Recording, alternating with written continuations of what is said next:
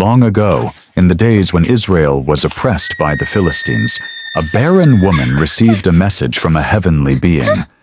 A heavenly messenger of Yahweh appeared to her, saying, "You shall conceive and bear a son. No razor shall touch his head, for he will be a Nazirite, set apart to Elohim.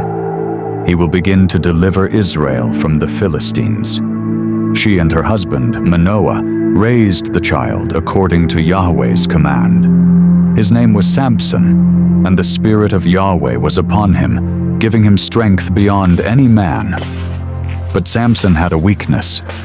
His heart was drawn to Philistine women. One day he saw a woman in Timnah and told his parents, "She pleases me well. Get her for me as a wife." Though they pleaded with him to marry an Israelite, Samson insisted. On his way to see her, a young lion sprang upon him. But the Spirit of Yahweh rushed upon Samson, and with his bare hands, he tore the lion apart as if it were nothing.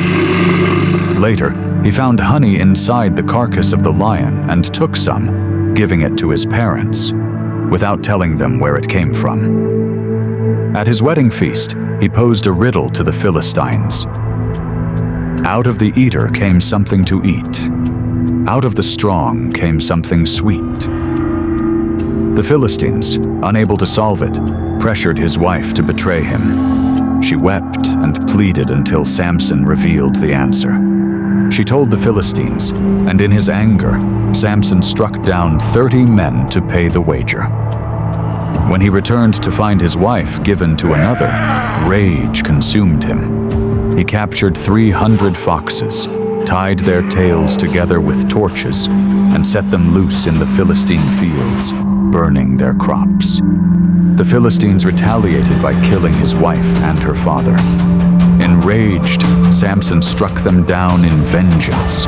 He retreated to a cave, but the Philistines came for him, demanding his capture. The men of Judah, fearing the Philistines, bound Samson with ropes and delivered him. But when the enemy approached, the Spirit of Yahweh came upon him again. He snapped the ropes like flax and found the jawbone of a donkey. With it, he struck down 1,000 men. Exhausted, he cried out, "Yahweh, will you let me die of thirst after this victory?" And Elohim opened a spring from the ground, and he drank, reviving his strength. Years passed, and Samson became the most feared warrior of Israel. But his weakness for Philistine women remained. One day, he went to Gaza, and the Philistines laid a trap, planning to kill him at dawn. But Samson awoke at midnight, seized the city gates, and carried them on his shoulders to the top of a mountain. Then came Delilah. The Philistine leaders bribed her, saying, "Find the secret of his strength, and we will make you rich." Night after night she begged him, "Tell me, my love, how can you be bound?" At first, Samson deceived her. "Bind me with fresh ropes, and I will be weak." She tried, but he broke free. She pressed him again. "How can you say you love me when you won't tell me your secret?" Day after day she tormented him, until, weary of her nagging, he gave in. "No razor has ever touched my head," he said. "If my hair is cut, I will be weak like any other man." That night, as he slept, Delilah called a man to shave his head. When she cried out, "The Philistines are upon you, Samson!" He awoke, but his strength was gone. The Philistines seized him, gouged out his eyes, and took him in chains to Gaza. There, they made him grind grain like a slave. But in the darkness, as he suffered, Samson's heart turned back to Yahweh, and his hair began to grow again. One day, the Philistines gathered in their temple to their mighty one, Dagon, to celebrate Samson's defeat. 3,000 men and women crowded inside, laughing and mocking, calling for Samson to entertain them. Blind and weary, Samson was led to the pillars that held up the temple.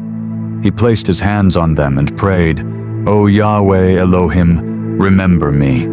Strengthen me once more that I may avenge myself upon these Philistines."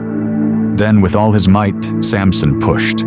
The pillars cracked, the temple shook, and suddenly, the great stone structure collapsed, crushing all inside. Samson died that day, but in his death, he struck a greater blow against the Philistines than in his life. He had judged Israel for 20 years, and so the story of Samson teaches us. Strength doesn't lie in man's power, but in obedience to Elohim.